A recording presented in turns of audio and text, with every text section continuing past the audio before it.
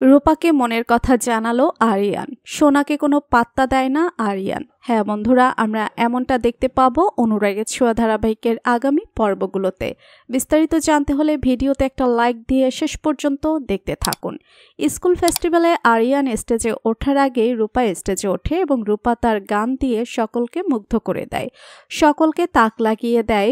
অডিয়েন্সে দাঁড়িয়ে থাকে সোনা। সোনা আরিয়ান স্টেজে উঠবে বলে খুব এক্সাইটেড থাকে। এরপরেই দেখা যায় যে যখন রূপা গান গাইতে থাকে ঠিক তখনই আরিয়ান স্টেজে ওঠে এবং আরিয়ান রূপার গানের সাথে গলা মিলিয়ে গান গায়।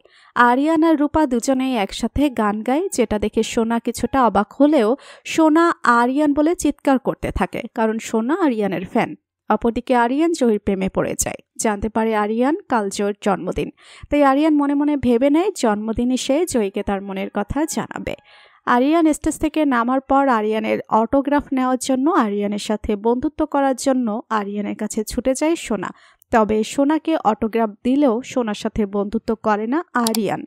আরিয়ান সোনা নয় বরং রূপার সাথে বন্ধুত্ব করতে চায়। তবে আরিয়ান অটোগ্রাফ দিয়েছে, এতেই খুশি হয় সোনা। এরপরেই দেখা যায় যে সোনা বন্ধুদের কাছ থেকে জানতে পারে আরিয়ান একটা সারপ্রাইজ পার্টির আয়োজন করেছে। আর সেটাই ক্যাম্পাসে। সোনা ভেবেই নেয় জন্মদিন তো তার হতেই পারে যে আরিয়ান তাকে সারপ্রাইজ দেওয়ার জন্য পার্টির আয়োজন করেছে। তবে আরিয়ান সোনার জন্য নয় বরং সবটাই রূপার জন্য করে। আরিয়ান বন্ধুদের দিয়ে রূপাকে ডেকে নিয়ে আসে ওই পার্টিতে এবং রূপাকে সকলের সামনে প্রপোজ করে মনের কথা জানায়, রূপাকে ভালোবাসি বলে। দূরে দাঁড়িয়ে দেখতে থাকে সোনা এবং সোনা বুঝতে পারে যে আরিয়ান তাকে নয় জয়ীকে ভালোবাসে।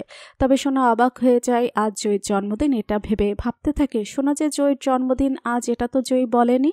আজ তো আমার আর পাকা মেয়ের জন্মদিন, আমরা দুজন যমজ বোন, আমাদের দুজনের জন্মদিন কিন্তু আজ।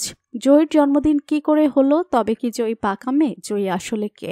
সেটা জানার জন্য বেশ কৌতূহল সৃষ্টি হয় সোনার মনে।